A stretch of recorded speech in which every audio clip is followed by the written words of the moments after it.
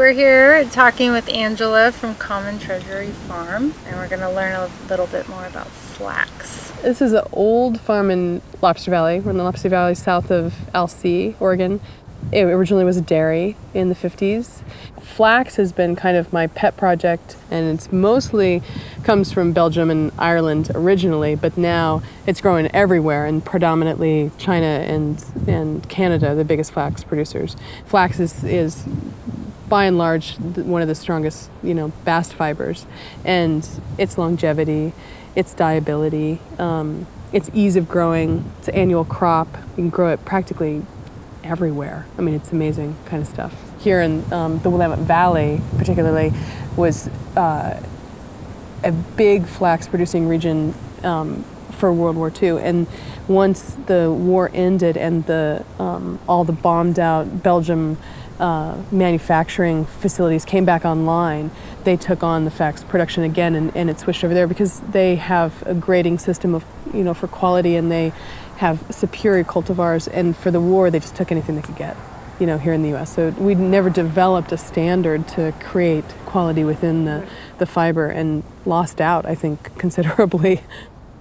So when I harvest the flax, I just come right in and yank it directly out of the ground, and then you've got these little tiny rootlets holding on, but the fiber goes all the way down into the very base. Be all wrapped up in probably about an armful of flax, and then stood out in the field to dry.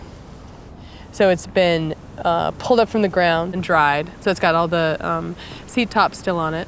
And then it goes through the ripper, or the ripple, and that pulls off the seed tops. And then you lay this out in the field for dew retting, or you put it into some kind of vessel for pond retting. So it could be a stagnant pool on the side of your stream on your farm, or it could be I have a horse trough. I mean, that's an easy way to do it. Right. You just line it with plastic and then fill it up with water, and you let it sit in there for approximately 10 to 14 days, depending on how hot it is, because you need the stagnant enzymatic process to really take hold of the stem and then break down the lignins that are inside the stem that hold the fibers together.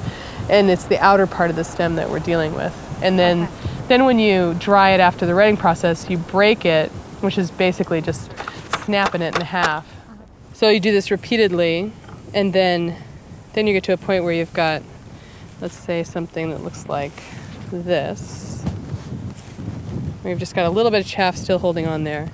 Flick it through here, and you've got it's basically a wooden knife, and it's not sharp, but it just has a little bit of an edge to it, and you just slide it along the edge of the fibers, and it just takes off the rest of these, the core. Mm-hmm.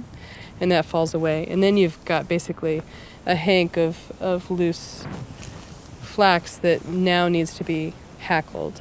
And that's going to be sending it through the combs. But they're incredibly sharp. They're not like combs for wool that have kind of a springy tine. Mm-hmm. They're like nails. That then separates the line from the toe. And the line is the long fibers, and the toe are these little tiny short ones. Mm-hmm. That would be toe, and this would be line. And line is what's spun into linen, and then tow is for industrial use, filler, insulation, mulch, has a lot of different other uses, but usually not in textiles. But this is from Belgium. This is flax top, and that's going to be processed commercially on big roving machines. And then when that's spun, then it looks like that. And then when it's woven, it looks like that. Yeah. So that's your finished project. Yeah.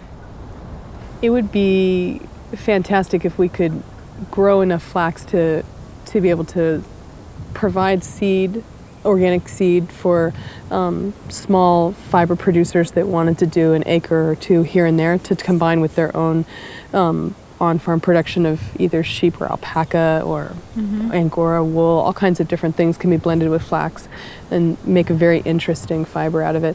But I think the seed production is high on my list.